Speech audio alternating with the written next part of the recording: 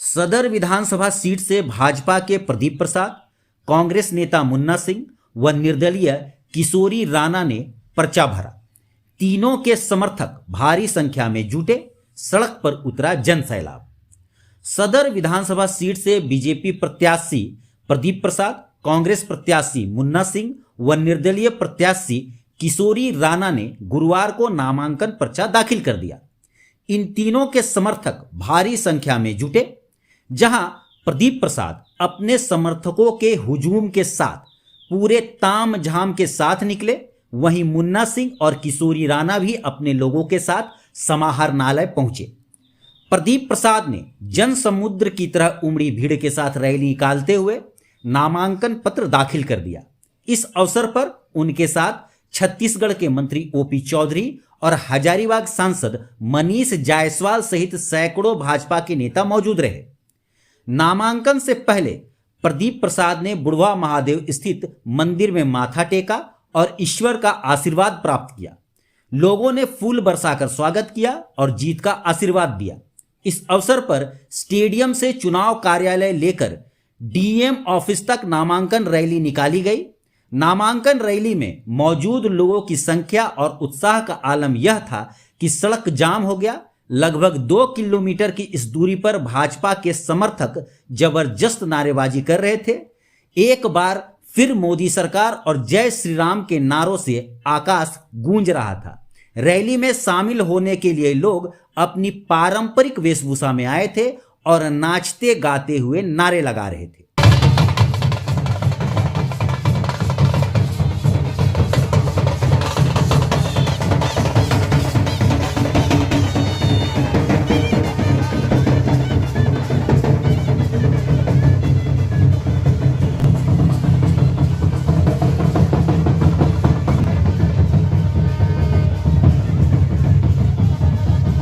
नामांकन के बाद पत्रकारों के सवाल का जवाब देते हुए प्रदीप प्रसाद ने कहा कि हजारीबाग के सदर सीट भाजपा की सेफ सीट है। हम जीतने की नहीं बल्कि जीतने के बाद किन कार्यों को करना है उस पर मंथन कर रहे हैं। जनता का आशीर्वाद मेरे साथ है और जीत महज एक औपचारिकता है। जनता का प्यार और आशीर्वाद के बल पर बड़े मार्जिन से चुनाव को जीतूंगा। लोगों का बहुत बहुत धन्यवाद जो आज नामांकन के दौरान मेरे साथ रहे और आगे भी रहेंगे। महसूस हो रही है और आभार प्रकट करते हैं भारतीय जनता पार्टी जिन्होंने हमें इस कार्य के लिए चुना एवं तमाम यहाँ की जनता उन्हें आभार प्रकट करता हूँ। उनका प्यार ने हमें आज इस मुकाम तक पहुँचाया है और सारे जितना भी हमारे मीडिया बंधु हैं हार्दिक अभिनंदन है। और आज मेरा कुछ शुभ दिन है। स्टेडियम हम जा रहे हैं, वहाँ हमारी सभा है। सभा के बाद नगर भ्रमण का कार्यक्रम है। काफ़ी विलम्ब हो चुका है। मैं आप लोगों से पुनः बाद में बात कर दूंगा। इसके प्रति 100% आश्वस्त है। जीतने में कोई कठिनाई नहीं है। सबसे आगे क्या करना है जीतने के बाद में उसके बारे में अपार जनसमूह के साथ मुन्ना सिंह ने भरा चुनाव का पर्चा। भाजपा नेता प्रदीप प्रसाद के पर्चा भरने के बाद कांग्रेस नेता मुन्ना सिंह अपने चुनाव कार्यालय से बड़े बुजुर्गों का आशीर्वाद लेकर नामांकन के लिए उमड़े जनसमूह के साथ समाहरणालय पहुंचे। भीड़ की उत्साह देखते ही बन रही थी। मुन्ना सिंह के साथ जिला कांग्रेस के हर छोटे बड़े नेता साथ थे। जनसभा में उमड़े अपार जनसमूह को देखकर कांग्रेस नेताओं ने कहा कि लोगों के उत्साह और ऊर्जा को देखकर कहा जा सकता है कि हजारीबाग सदर विधानसभा सीट से कांग्रेस जो है वो भारी मतों से विजय होने वाली है। कहा कि सिर्फ यही नहीं, हम लोग बरही, बड़कागांव, मांडू से भी बड़ी मार्जिन से जीतेंगे।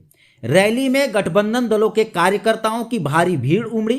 शहर की अधिकांश सड़कों पर दोपहर बाद से ही ढोल, बैंड, नगाड़े के साथ कार्यकर्ताओं का काफिला आने लगा था। कार्यकर्ताओं के हाथ में कांग्रेस का झंडा लहरा रहा था। सभी उत्साह से लबरेज होकर नारेबाजी कर रहे थे। शहर की ट्रैफिक व्यवस्था को पुलिस देख रही थी। नामांकन से पहले मुन्ना सिंह ने मंदिर में माथा टेका और बड़े बुजुर्गों का आशीर्वाद लिया। उसके बाद शहर के दिगंबर जैन मंदिर पहुंचे, जहां दिगंबर जैन पंचायत के महामंत्री, उपाध्यक्ष, संयुक्त महामंत्री समेत अन्य पदाधिकारियों ने उनका जोरदार स्वागत किया। उसके बाद जन सैलाब के साथ समाहरणालय पहुंचे और पर्चा दाखिल किया।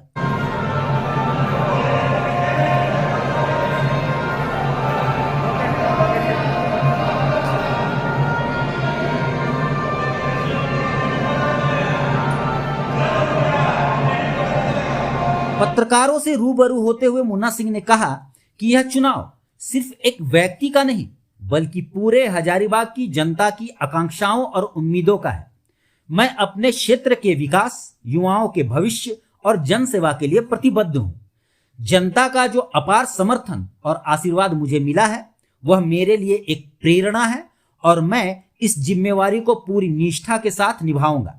जनता जानती है कि कांग्रेस वादे ही नहीं इरादों के साथ काम करती है।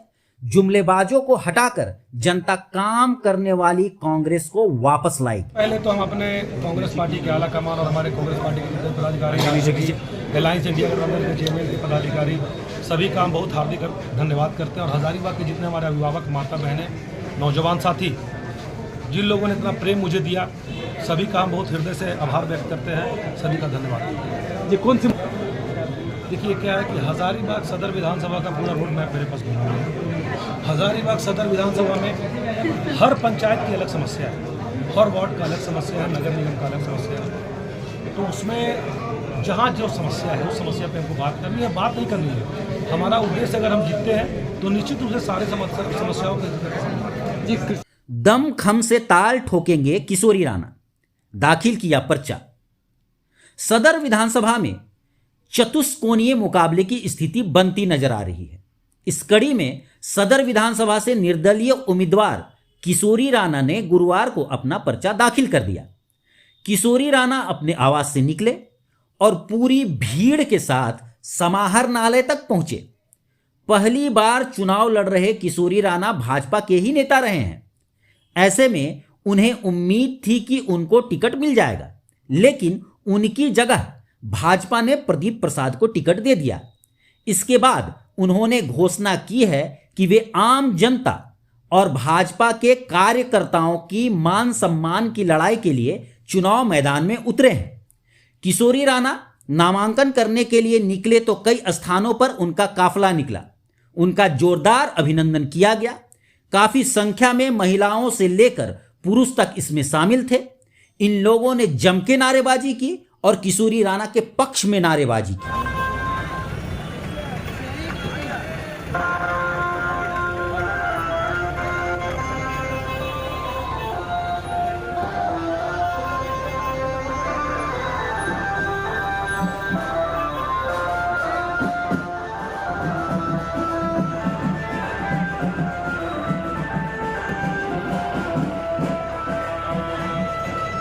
पत्रकारों के सवालों के जवाब देते हुए किशोरी राणा ने कहा कि वे आम जनता के बीच रहेंगे और आम जनता के लिए ही काम करेंगे। वे जनता के सपोर्ट से अभिभूत हैं। जनता की मांग थी कि वे इस बार चुनाव जरूर लड़े। उनकी मांग और उनके मुद्दों के साथ वे पूरे दम खम से चुनाव लड़ेंगे। उन्हें जनता का अपार समर्थन मिल रहा है। इस बार हजारीबाग की जनता सभी को चौंका देगी। वे करीब 30 साल से जनसेवा करते आए हैं। इस सेवा को वे अनवरत जारी रखते हुए काम करेंगे। युवाओं, महिलाओं, बेरोजगारों, प्रवासी मजदूरों के लिए बहुत काम करने हैं। भ्रष्टाचार है, प्रवासी मजदूर की जो काम नहीं मिलता है, यहाँ रोजगार नहीं मिलता है, 50 लाख से ऊपर बाहर है, और स्वास्थ्य शिक्षा का जो समस्या है, हमेशा मैं देखते आया हूँ कि यहाँ के जितने भी पढ़ने के लिए बाहर से युवा आते हैं उन लोग को रहने का ठिकाना नहीं है, जैसे तैसे रहते हैं। उनको बहुत छोटे परिवार से आते हैं और उनके साथ कितनी समस्याएं रहती है, लेकिन वो झेल रहे हैं। उसको समाधान हम लोग करेंगे और कोशिश करेंगे कि उन लोग जितने भी आते हैं उनको रहने का व्यवस्था सरकार की तरफ से होना चाहिए, ताकि उसको उसके ऊपर लोड नहीं पड़े और अच्छे से पढ़ाएगा। कोई गलत बोल के कोई फायदा नहीं है, कोई तकलीफ नहीं है, लेकिन क्या है, जनता का पुकार है कि नहीं, आप निर्दलीय उठ करके जो आपका सोच है, सामाजिक कार्य करते हैं हमेशा, तो आपको आना चाहिए। इसलिए लोगों का जन समर्थन मिला है, इसके लिए स्थानीय मुद्दा क्या? पहले तो मैं जो बता रहा हूँ कि कृषि का भी बहुत बड़ा तकलीफ है यहाँ। आज के तारीख में किसान छोटे छोटे खेतों में बटे हुए हैं, बारिश होता है तो खेती होता है, नहीं तो नहीं होता है। तो हम लोग उसके लिए चकबंदी और उसका चेक डैम, उसको हर खेत पे बिजली मिलना चाहिए, पानी मिलना चाहिए, ताकि वो एकत्रित करके एक जगह पे वो काम करे और अच्छे से अच्छे खेती करे और बढ़िया पैसा कमाए। रोजगार के लिए युवा परेशान है क्या? ये सबसे बड़ी बात है कि सरकारी नौकरी तो कम होता है, सबको पता है, लेकिन झारखंड एक खनिज संपदा देश है और यहाँ बहुत कुछ है। यहाँ अगर इंडस्ट्रियल जोन बना करके उन लोगों को सबको अगर बसाया जाए, कुछ नए नए चीज़। आज की तारीख में बहुत सारी चीज़ जब बनते हैं तो उसमें लाखों लोग उसमें चले जाएंगे जो बाहर जाकर के मुंबई, दिल्ली या हैदराबाद में करते हैं। वहाँ भी वहाँ के सरकार और वहाँ की व्यवस्था इसी तरह का बनाया गया है कि बड़े बड़े इंडस्ट्रियल जोन बनाए गए हैं जिसके अंदर यहाँ से लेबर जाते हैं, वहाँ काम करते हैं और अच्छा तनख्वाह मिलता है, इसलिए यहाँ से सब छोड़ करके जाते हैं। तो उसकी कमी यहाँ है, वो कमी को हम लोग पूरा करें।